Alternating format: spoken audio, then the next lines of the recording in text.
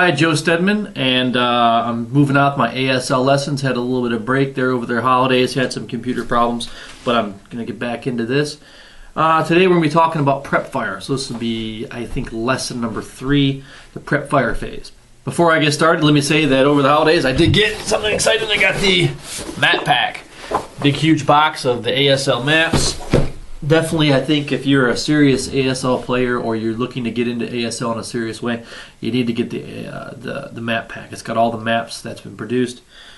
It's a good deal, but really it's kind of expensive. But if you're into ASL, you're going to want to pick it up. I have it. I was thinking about getting 2 of them, but they're too expensive.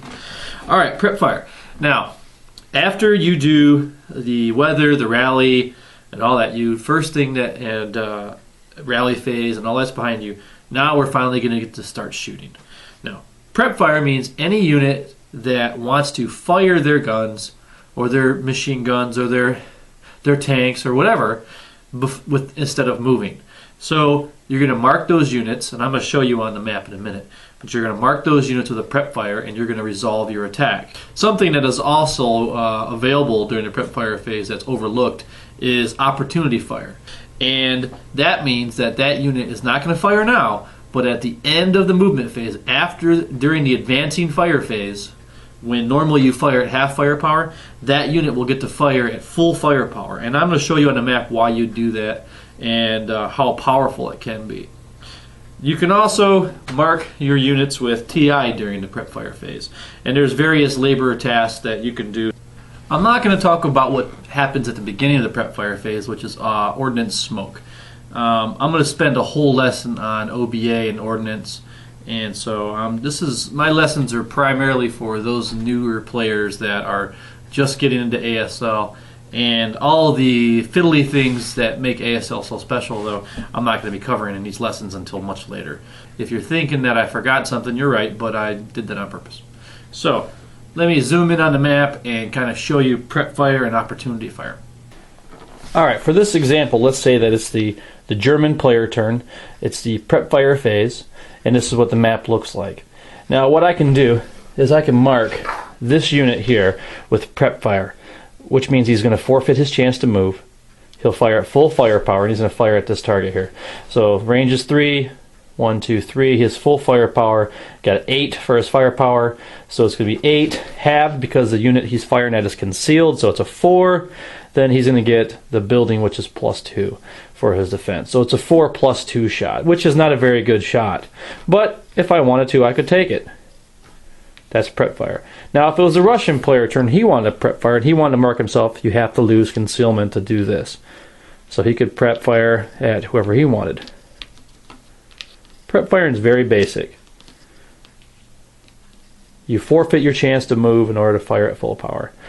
Now let me show you something neat. This is opportunity fire. Let's say that I want to mark this unit here, which is the leader, a heavy machine gun, and a half squad. I want to mark this heavy machine gun and this leader with Prepfire, but I'm going to do it opportunity fire. So I flip that over and I put that bounding fire thing on there like that. All right. Now, why did I do that? Prepfire phase, I have no other Prepfire. This guy is concealed. I only got that 4 + 2 shot before. Let's say I did this. Now I go to the movement phase. He's going to move. 1, 2. This guy says, I can't resist. He drops his concealment, fires. That'd be a 4 down 2 shot, pretty deadly. But maybe it's desperate times and you really have to take this last building, whatever. Now, he survives. Or even if he breaks, this guy breaks. Now, it's advancing fire phase. Since this guy's marked with opportunity fire, he gets to fire now at full firepower. So it'd be a 7, 1, 2, 3, so 7, not concealed anymore, so it's not halved, so +2 down 1, so it'd be 7 + 1 shot, or 6 + 1, which is a lot better than a 4 + 2. So now you can see kind of the opportunity. You kind of wait to draw your guys, the enemy, to drop their concealment. Let's say he's in the woods and he did that same thing, and this guy was in a better area to shoot, like this. He made him drop his fire. Bam! He gets that shot at him in the woods, which is even better. So it'd be a flat shot.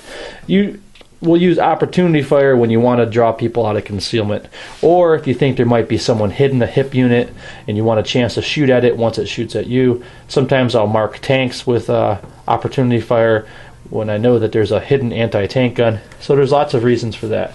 Now, don't forget we have a TI, and let's say that this guy was here and he wanted to, it's his turn, prep fire, he wants to entrench, he rolls, misses, he can get a labor marker on him, and I can go over entrenching, foxholes and all that later, but that's the TI marker. Now TI stays on him until the end of the close combat phase.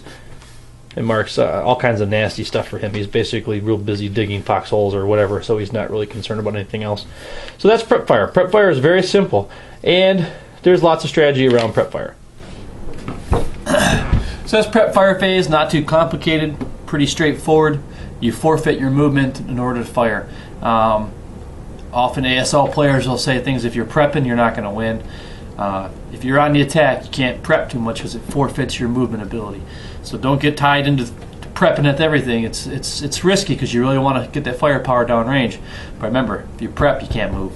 Don't overlook opportunity fire, very powerful. I've used it in some scenarios to help me win, where he's got a wood line with a whole bunch of concealed guys.